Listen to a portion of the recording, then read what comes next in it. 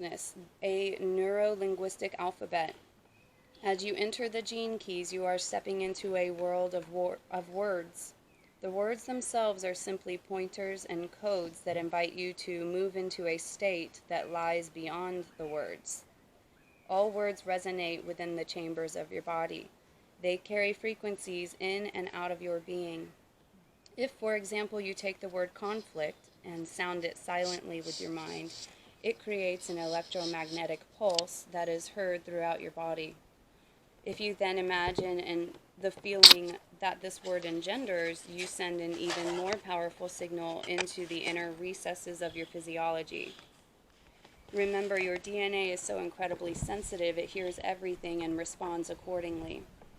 At the end, we've heard these things a million times, but it's time to really get real about how we are the programmers of the entire system here, not anybody else.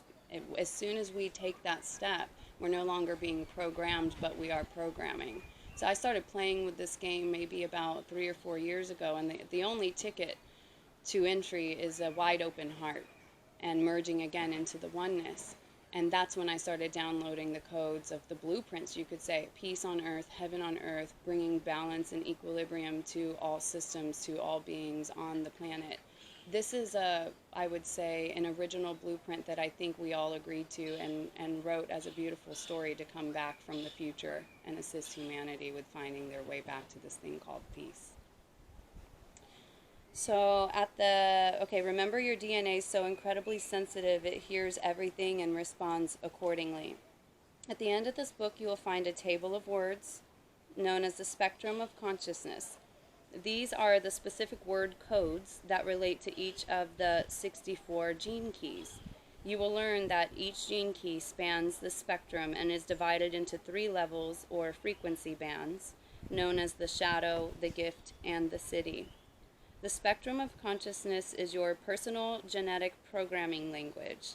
It is really a neuro-linguistic alphabet, which is to say that as you apply these words and their meanings to your own life, they will deprogram and reprogram your genes with healthy, high-frequency electromagnetic signals. The goal of the gene keys is first to deprogram your DNA of all its low-frequency patterns, the shadows. Then reprogram your cells with the higher frequency patterns of your genius, which are the gifts and the siddhis. For the sake of clarity, let's summarize everything we have learned thus far before we move deeper into the language of the spectrum of consciousness and learn how to activate the gene keys themselves. You have seen how your genes hold the blueprints of your nature, while it is the environment that determines how they are activated via the cellular membrane. You also know that the concept of environment must be extended to include your thoughts, feelings, words. Those are your environment. Much more immediate, in fact, than the physical plane. Your thoughts, feelings, and words are the environment, all of which generate subtle electromagnetic signals that have a profound effect on your DNA. You have been introduced to the gene keys, a highly specific language whose purpose is to communicate directly with your genes in order to adapt their functioning and effect a transformation throughout your whole being. Finally, you've learned that the primary means of working with the gene keys is through the art of contemplation, a playful but sustained method of ingesting the truths that they contain. And so that is one way that Richard Rudd, the creator of this book, which he brought in this transmission something like 12 or 14 years ago. So I'd say we're really in the real powerful aspect of this thing's about to explode. When I found it 3.5 years ago when I arrived here, I was looking for more information, but they're just, and real life experiences of the codes, even archetypal stories, and it was hard to find because it hadn't fully opened up yet.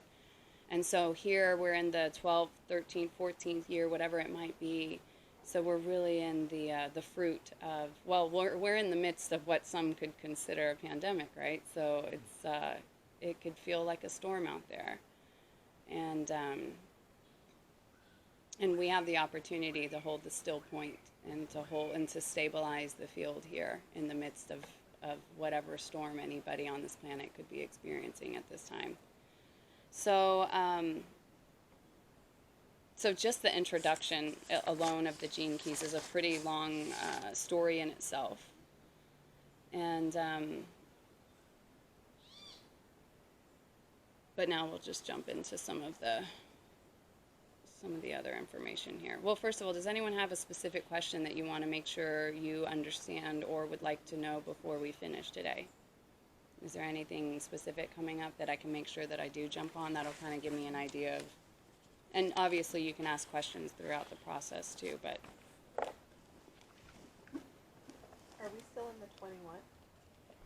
I think today's the last day of the 21, and then we're moving into the 51. Okay, so this is where we can start to play with, where we can play, and we're always in the 21 right now, by the way, so in case you do have the 21 in your codes or the 48, you know we're working with this because this has to do with the planetary Chiron healing energy that started in the summer of 2019.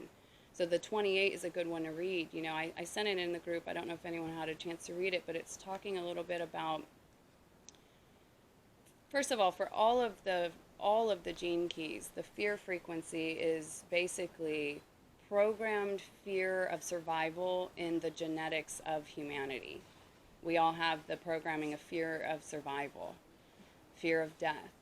These are kind of the common basic ones that we were all, it was programmed into our DNA. So until we understand how to work with our DNA, we'll always kind of fall victim of that idea of the fear of dying and the fear of death and the fear of getting a virus and different things like that.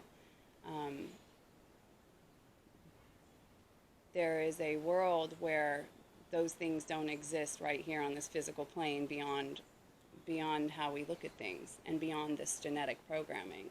So that's what we're really doing here is when we become aware of these shadow patterns, we understand they're not so personal. This has been, every human's been programmed with this story. And so we're just kind of like going through with the machete and being like, don't need that story anymore. And I'm not here to fight over territory and land. And I'm not here to keep a hierarchy in order where there's power above and someone not so, subservient below. Like, we're bringing balance and equilibrium to all systems through our understanding of this knowledge. So the gift, so in the gene keys, I know this is your first time kind of hearing about it, so hello. Hi. So, you pull your profile, and it's an accumulation of information astrologically.